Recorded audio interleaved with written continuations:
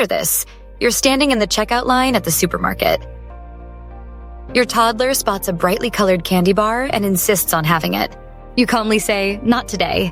And within seconds, they're on the floor screaming, kicking, and crying. Shoppers are staring, your face is turning red, and every second feels like an hour. If you've ever been in that moment, you know how helpless and frustrated it feels. Tantrums are one of the most universal parenting challenges.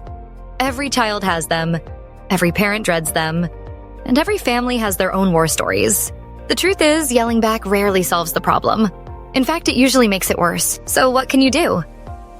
In this video, I'm going to break down why toddlers throw tantrums, how you can prevent many of them, and most importantly, what you should do in the heat of the moment to manage them calmly and effectively.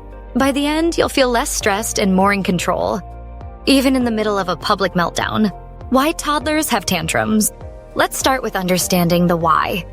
If you think about it, a tantrum is basically a toddler's way of communicating big emotions they don't yet have the words to express. Between ages 1 and 4, children are still developing parts of their brain responsible for emotional regulation.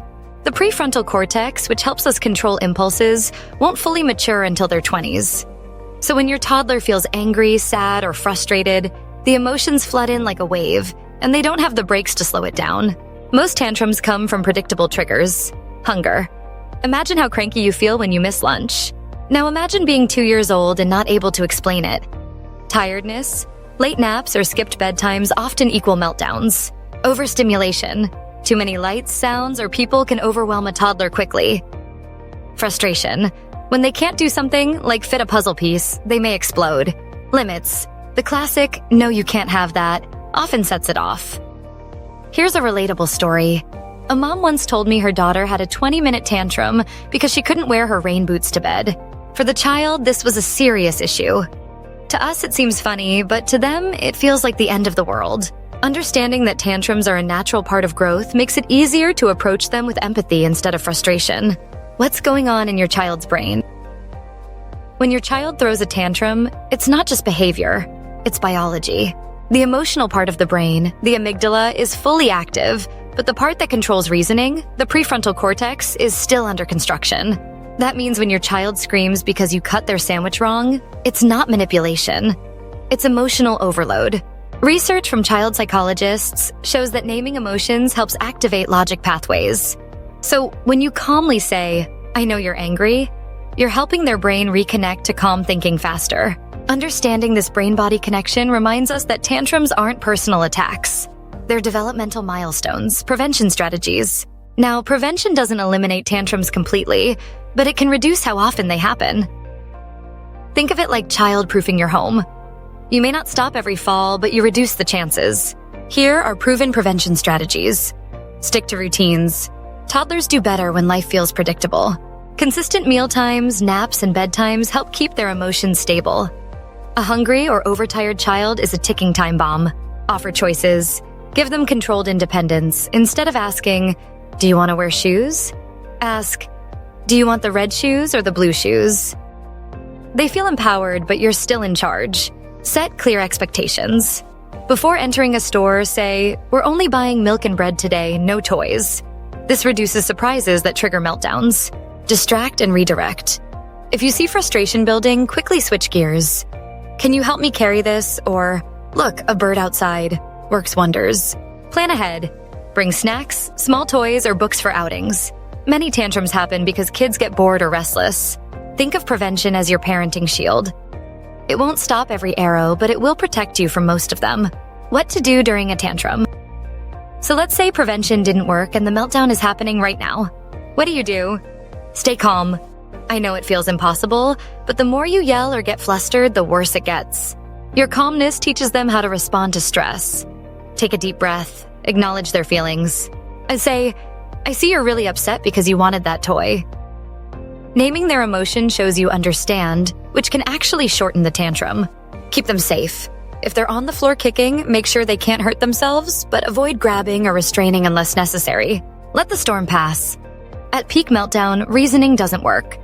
Their brains literally can't process logic. Wait until they calm down to talk. Soothing techniques. Speak softly and slowly. Offer physical comfort if they want it. Sometimes a hug helps, sometimes space is better.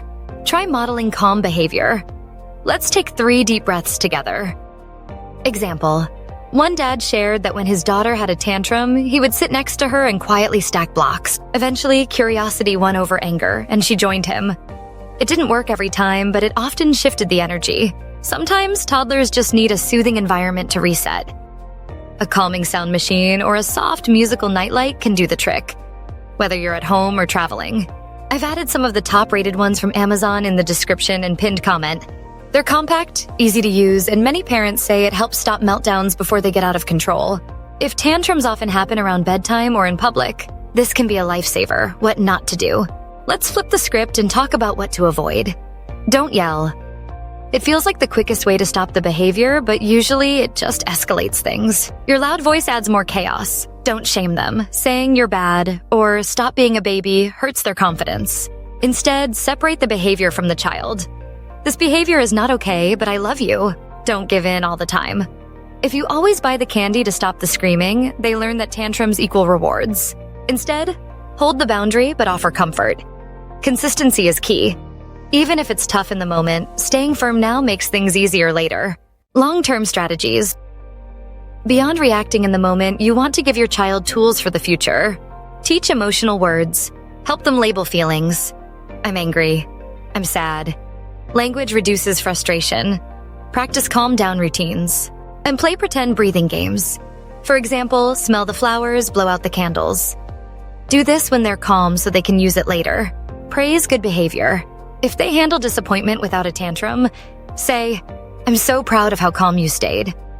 Positive reinforcement motivates repeat behavior. Model self-control.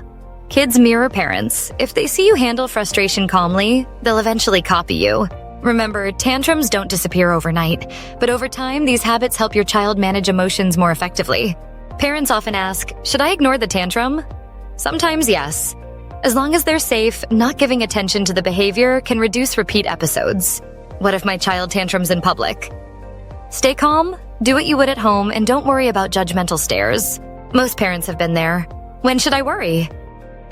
If tantrums are extreme, last longer than 20 minutes regularly, or your child becomes aggressive, it may be worth consulting a pediatrician. Teaching emotional intelligence after the tantrum, once the tantrum ends and your child is calm, that's the perfect time to teach. You might say, "You were really upset earlier. What could we do next time instead of screaming?" Help them reflect, even if they're young. You can use storybooks about emotions or draw pictures together. This is what angry looks like. This is what calm feels like. Over time, these small lessons add up. Kids who learn to name and manage emotions grow into adults who can handle frustration, disappointment, and stress much better. Think of each tantrum as emotional training, not emotional failure. So here's the bottom line. Tantrums are a normal stage of childhood. They don't mean your child is bad or that you're failing as a parent. They mean your child is learning how to deal with big feelings, and you are their guide through that process.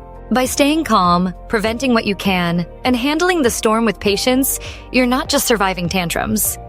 You're teaching your child lifelong emotional skills. If this video helped you, don't forget to like, subscribe, and share it with another parent who might need encouragement. And tell me in the comments, what's the most memorable tantrum your child ever had? I promise, you're not alone in this journey.